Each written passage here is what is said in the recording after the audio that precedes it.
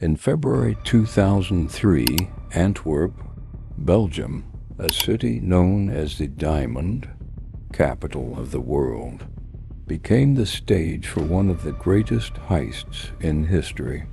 The robbery would later be called the heist of the century because of its scale, planning, and audacity. The Diamond District.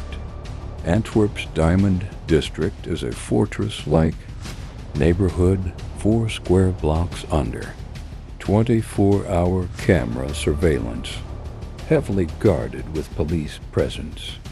At its heart stood the Antwerp Diamond Center, a high-security building where dealers stored gems in private vaults.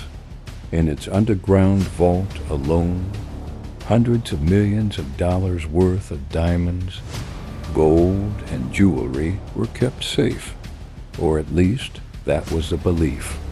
The mastermind, Leonardo Notarbartolo, the brains behind the heist, was Leonardo Notarbartolo, an Italian thief with decades of experience. To prepare, he moved to Antwerp years earlier, posing as a diamond merchant. He rented an office inside the Diamond Center itself, which gave him insider access and allowed him to study the building's security systems up close. The crew, the School of Turin. Notarbartolo wasn't working alone. He assembled a team of Italian specialists, known later as the School of Turin, a locksmith and alarm expert nicknamed the Genius, an electrician called the Monster, a skilled driver and strongman known as the King of Keys, and others with unique talents. Each man had a specific role, and together they formed an elite group of professional thieves, breaking the impenetrable vault. The vault of the Diamond Center was thought to be unbreakable.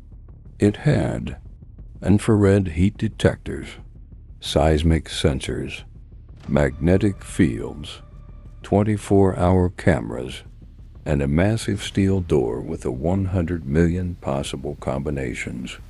But the crew studied everything for years. They built full-scale replicas of the vault to practice on. On the night of February 15th to 16th, 2003, while Belgium celebrated Carnival, the thieves made their move. 1.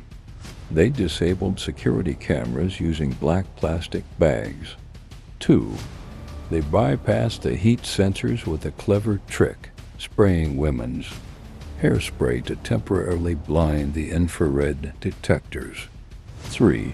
They neutralized the magnetic field by taping aluminum foil over the sensors. 4. They picked the locks and opened the massive vault door. Once inside, they had access to 123 of the 160 safe deposit boxes. They opened them with skill, avoiding brute force. Inside, they found bags of loose diamonds, gold, jewelry, and cash. The loot, the total haul was staggering. Estimates range from $100 million to $400 million in value, though the exact number is still debated. It was without question one of the largest diamond thefts in history. The escape and the mistake. The thieves vanished without triggering alarms. For 2 days, nobody even realized the vault had been emptied. It was only on Monday, February 17, 2003, when dealers returned to their boxes, that the robbery was discovered. The thieves might have gotten away forever, but they made one mistake. On their way back to Italy, they dumped garbage from their hideout into the woods near Brussels. Inside the trash, police found receipts, tools, and half-eaten sandwiches. DNA on the food linked the evidence back to Notarbartolo and his crew. Arrests and aftermath.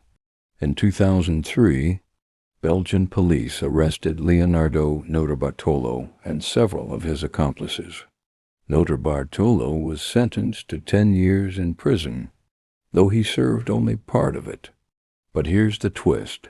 Most of the diamonds were never recovered.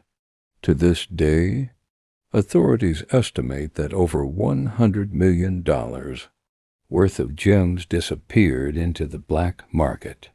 Legacy: the Antwerp diamond heist remains legendary because it was executed without violence, using patience, skill, and brilliance rather than guns or bloodshed.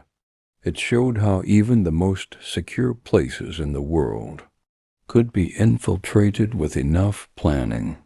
And as of today, the missing diamonds remain out there, making this not only a heist story, but also an unsolved mystery.